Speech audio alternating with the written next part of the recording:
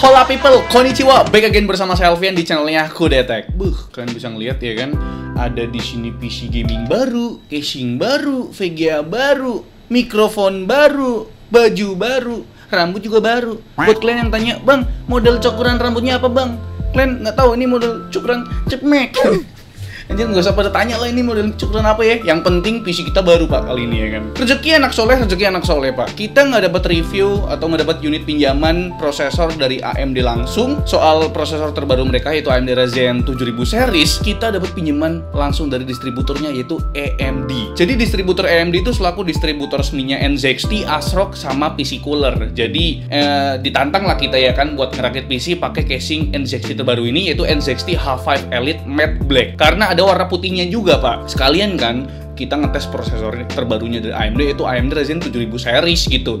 Tapi di sini kita nggak ngebahas detail banget, nggak ngebahas teknis banget mengenai AMD Ryzen 7000 series. Karena memang kita bakal fokus ke ya proses perakitan dan gimana sih casing terbarunya dari NZXT. Ya ini dia NZXT H5 Elite. Jadi langsung aja kita bahas. Jadi unit yang kita pakai ini adalah Ryzen 5 7600X. Tentu ini jadi andalan AMD buat menggempur i5 12600K sebelum digempur balik sama i5 13600K. Tapi nggak apa-apa, biar nggak penasaran saya wajib cobain prosesor satu ini yang punya 6 core 12 thread bre. Masih sama kayak generasi pendahulunya, tapi buat urusan clock speed ini mantap gila cuy. Base clocknya jalan di 4,7 GHz dengan boost clock up to 5,3 GHz dan tentunya TDP naik sampai 105 Watt. Seperti yang kita ketahui, Ryzen 7000 series hadir dengan platform baru yaitu AM5 yang pakai soket LGA. Bukan jarum-jarum lagi, jadi kalian nggak perlu khawatir lagi tuh soal pin-pin penyok.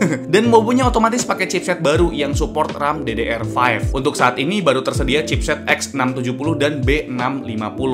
Apakah chipset A bakal menyusul? Kita tunggu aja sambil nunggu Ryzen 3 7000 series ya. Semoga sih ada. Di rakitan PC kali ini, saya berkesempatan menjajal motherboard midrange-nya ASRock yaitu ASRock B650 Pro RS. Bahasa desainnya cukup menarik dengan heatsink dominan putih bre. Yang lebih menarik, B650 Pro RS back panel I/O-nya udah integrated alias nggak perlu lepas pasang manual. Port I/O-nya juga lengkap, bahkan ada display portnya juga kalau misal mau pakai iGPU-nya Ryzen 5 7600X. Hal menarik lainnya udah pasti soket prosesor. Ini udah LGA bre. Mirip-mirip mobonya Intel lah. Terus buat slot RAM-nya ada 4 dengan maksimal frekuensi 6200 MHz. Dan nggak ketinggalan lagi ada Blazing M.2 socket. Ini adalah soket NVMe yang udah support PCIe Gen 5. Gokil! Kalian Gen 4 aja belum kebeli tuh. Lanjut ke memori atau RAM-nya. Kita pakai T-Force Delta RGB DDR5 bre. Di studio adanya yang ini doang. Bekas ngerakit PC merah putih yang full ROG itu. Unit yang kita pakai ini berkapasitas 2x16 GB atau 32 GB dual channel, frekuensinya 6400 MHz dengan kerapatan latensi DCL 40-40-40-84 di 1,35 volt dan punya bandwidth up to 51 GB per second. Gokil cuy, kenceng banget dah ini. Buat storage-nya, karena unit NVMe PCIe Gen 5 masih langka ya, kita pakai yang PCIe Gen 4 aja bre. Ini adalah T-Force Cardia A440, sebuah M.2 NVMe SSD yang punya kecepatan super. Speed read up to 7000 MB per second, sedangkan speed rate-nya up to 6900 MB per second. Dan yang menarik, kita dapat dua tipe heatsink buat unit A440 ini. Pertama ada heatsink tipis yang disebut Graphene, yang satunya berupa heatsink berbahan aluminium dengan desain yang cukup agresif. Nah, buat VGA-nya kita pakai dari kubu ijo ya, yang videonya udah tayang beberapa hari yang lalu. Ini adalah Zotac Gaming GeForce RTX 3060 Ti Twin Edge. Ulasan lengkapnya nonton di video yang itu aja dah. Buat CPU coolernya, kita pakai air cooler berjenis Tower bre. Produk ini masih fresh banget ya, bahkan di toko online masih jarang terlihat. Ini adalah NZXT T120. Nantinya bakal ada beberapa varian bre. Warnanya ada hitam dan putih. Sedangkan kipasnya ada yang RGB dan non-RGB. Unit yang kita pakai adalah NZXT T120 yang non-RGB yang berwarna hitam bre. Soal desain, NZXT selalu mengutamakan kesan minimalis ke semua produknya, dan saya suka. Termasuk ke T120 ini. Selain minimalis, build quality-nya juga nggak main-main. Heatsinknya aja tanpa fan punya bobot sekitar 530 gram. Udah kebayangkan betapa solidnya produk ini. Terus fan yang dipakai juga hening, karena RPM-nya diset antara 500 sampai 1800 RPM aja. Terus tiap sudut yang bersentuhan sama heatsink juga ada rubber atau karet kecil buat ngeredam getarannya. Buat kompatibilitasnya, karena ini merupakan produk baru, udah pasti support sama platform-platform terbaru, baik itu AM5-nya AMD ataupun LGA 1700-nya Intel. Dan buat heat pipe-nya berbahan tembaga dengan konfigurasi 4 buah heat pipe yang langsung bersentuhan dengan die prosesornya. Soal power supply, kita udah pernah pakai beberapa kali bre. Ini adalah NZXT C550. Power supply berkapasitas 550 watt yang udah bersertifikasi 80 plus bronze. Hal yang menarik dari PSU ini tentu aja perkabelannya. NZXT C550 udah semi modular, dimana kabel yang tertanam Mobo adalah kabel 24 pin buat motherboard, kabel 1x8 pin buat CPU, dan 2 buah kabel 8 pin buat VGA atau GPU. Di Mobo zaman sekarang yang chipsetnya udah cukup memakan daya, biasanya butuh 8 plus 4 pin buat CPU powernya. Tenang aja, di PSU ini ada kabel ekstranya kok. Dan sampailah ke pemain utama kita dari raketan PC kali ini. Buat wadahnya, kita pakai casing terbarunya NZXT. Ini mah full ngerakit PC NZXT ya, kecuali Mobonya. Ini adalah NZXT H5 Elite Matte Black Mid Tower. Secara tampilan, ini NZXT banget yang minimalis tapi elegan. Front panelnya pakai kaca, begitu juga side panel kiri. Di side panel kanan ada lubang sirkulasi yang menurut saya masih kekecilan. Tapi NZXT kasih jalur intake tambahan yang bentuknya agak aneh ya. Jalurnya dari area bawah casing yang dihembuskan satu buah fan casing berdiameter 12 cm dengan kemiringan sekitar 45 derajat. Tentunya bre, ini langkah dari NZXT buat ngejawab persoalan thermal VGA-nya Nvidia RTX 4000 series yang semakin besar dan panas ya. Oh iya, di paket pembelian NZXT H5 Elite ini, kita udah dapat satu fan casing di bawah ini dan 2 fan casing 14 cm buat front panelnya. Dan buat 2 fan yang ada di depan, terdapat list RGB berbentuk ring. Soal I/O panel, terletak di sisi atas kanan yang terdiri dari tombol power, USB 3.2 Gen 1 berbentuk USB-A, USB 3.2 Gen 2 berbentuk USB Type-C, dan port combo jack audio. Karena casing ini termasuk mid tower, maka support motherboard sampai ukuran ATX bre. GPU clearance-nya juga cukup lapang, up to 365 mm. Soal percooleran duniawi, CPU clearance-nya juga cukup tinggi di 165 mm. NZXT T120 tadi yang punya tinggi 159 mm harusnya aman enjoy banget ya. Di side panel depan, selain muat 2 buah fan casing 14 cm, bisa muat juga radiator 280 mm. Kalau top panelnya, cuma muat 2 buah fan casing 12 cm ataupun radiator 240 mm.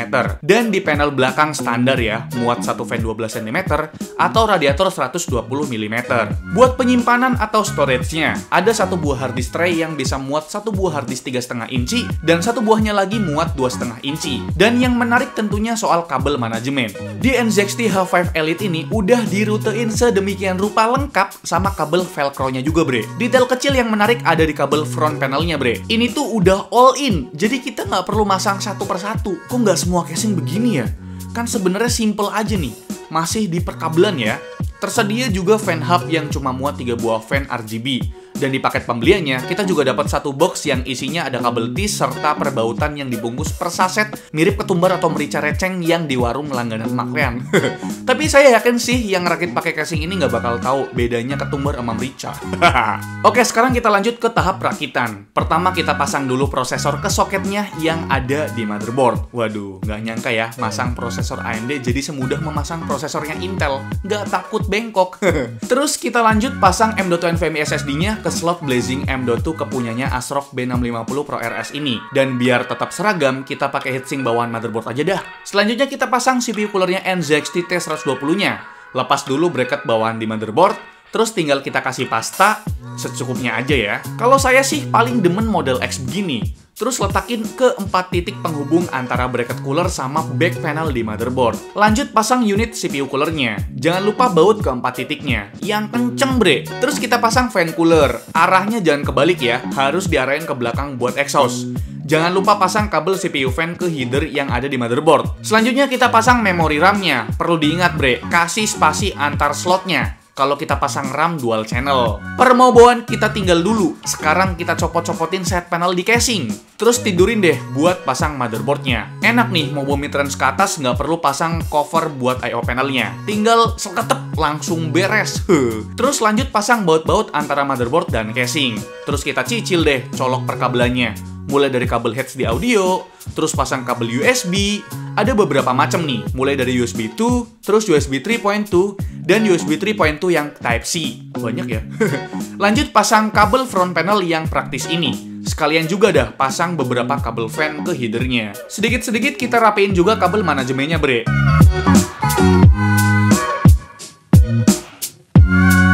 Selanjutnya ke pemasangan power supply.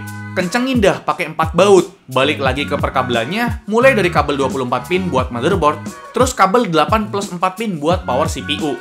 Sekarang ke pemasangan VGA card. Sebelumnya kita copot dulu ya 2 buah cover PCIe-nya.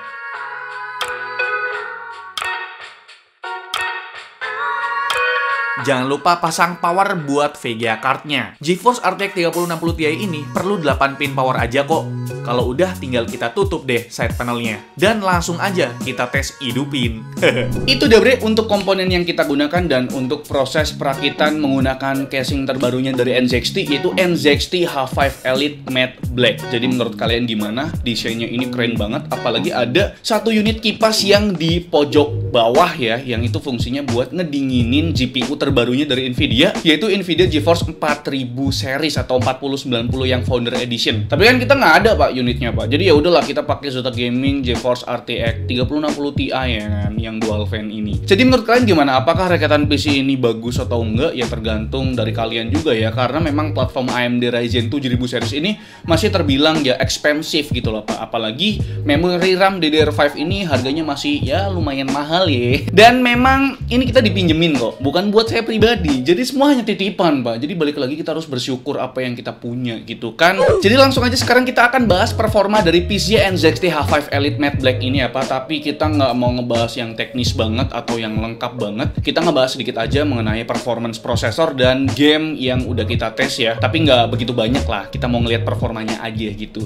Jadi kita tes dalam keadaan default. Kita nggak apa-apain, kita nggak ada overclocking ya. Jadi memang Ryzen 5 7600X ini optimalnya kita harus otak-atik pak. Kita harus overclocking manual. Jadi setelah saya nonton videonya Mang Subki, gaptek.id, itu memang performa dari Ryzen 5 7600X ini bakal keluar kalau misalkan kita ya otak-atik oprek sendiri lah ya pak. Tapi kita nggak sempet pak buat begituan mah. Yang penting kita udah ngerakit gitu kan. Oke, kita lihat untuk performance dari Ryzen 5 7600X ini. Jadi kita ada bandingkan juga dengan prosesor yang udah kita tes juga sebelumnya. Ya, sebagai pengujian kalau kalian lihat di sini kita tes pakai software Bench R50 5 kali loop. Kalau dilihat dari grafik kurang mulus ya bre ya. Tapi margin titik tertinggi dan terendahnya nggak terlalu dalam kok. Cuma 86 poin atau sekitar 1,4% aja penurunannya. Sebagai gambaran, ini aku coba bandingin sama prosesor dailyku ya, yang ku pakai setiap hari, yaitu Ryzen 5 5600X gitu ya. Terus ada juga Core i5 12600K dan Core i7 12700K. Semua prosesor tadi udah pernah aku tes ya. Dan buat hasil multicore-nya, ternyata Ryzen 5 7600X belum sanggup ngelawan Core i5 12600K.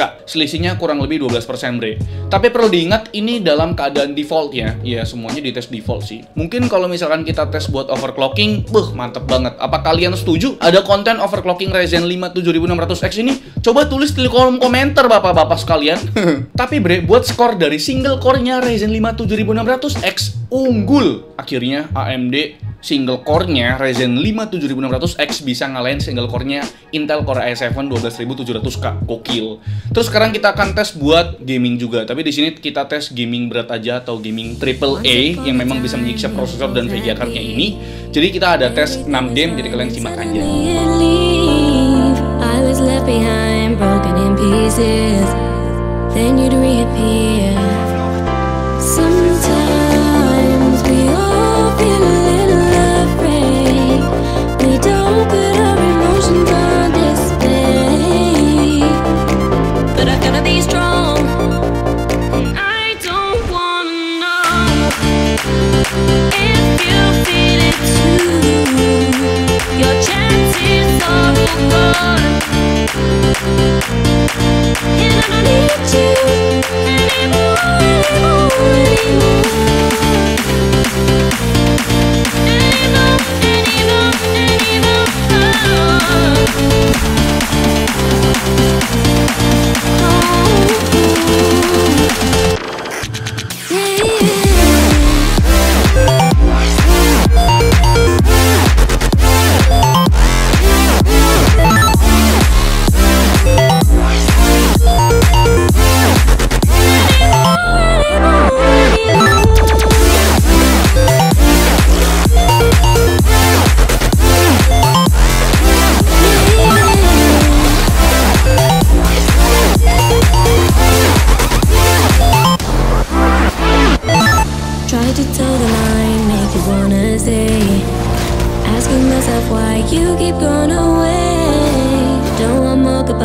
So I've gotta say that although I've tried, sometimes we all feel a little unsure. We don't really know what we're here for, but I've got to move on. I don't wanna know if you feel it too. Your chances are all gone, and I don't need you anymore,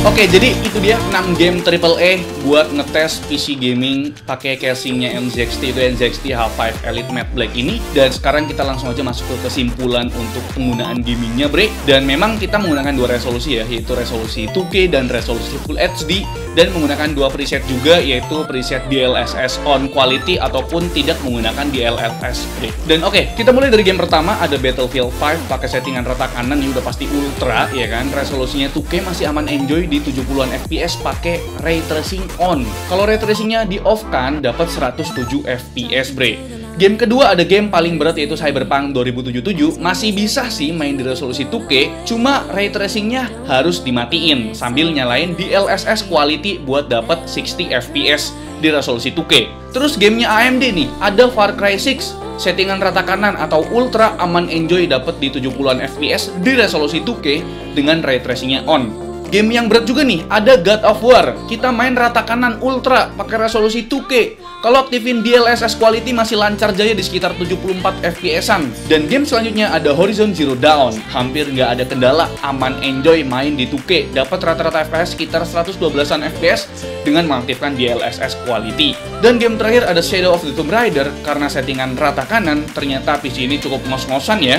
Main di resolusi 2K, rata-ratanya masih di bawah 60 FPS walaupun udah pakai DLSS quality-nya, Bre. Jadi itu dia untuk performa prosesor dan untuk performa gaming AAA menggunakan resolusi 2K dan settingan rata kanan atau ultra. Jadi Bre, PC ini udah mainnya game resolusinya 2K dan untuk settingan grafiknya rata kanan ultra, nggak main lagi Full HD, Pak. Udah pasti rata kanan mentok gitu kan. Dan sekarang kita langsung aja masuk ke kesimpulan dan untuk harganya gimana. Kalian bisa cek untuk harga total keseluruhan untuk perakit PC menggunakan casing dari NZXT H5 Elite Matte Black ini di deskripsi video ini apa ya. Dan mungkin untuk platform AM5 ini atau AMD Ryzen 7000 series mungkin masih sedikit mahal ya Pak ya.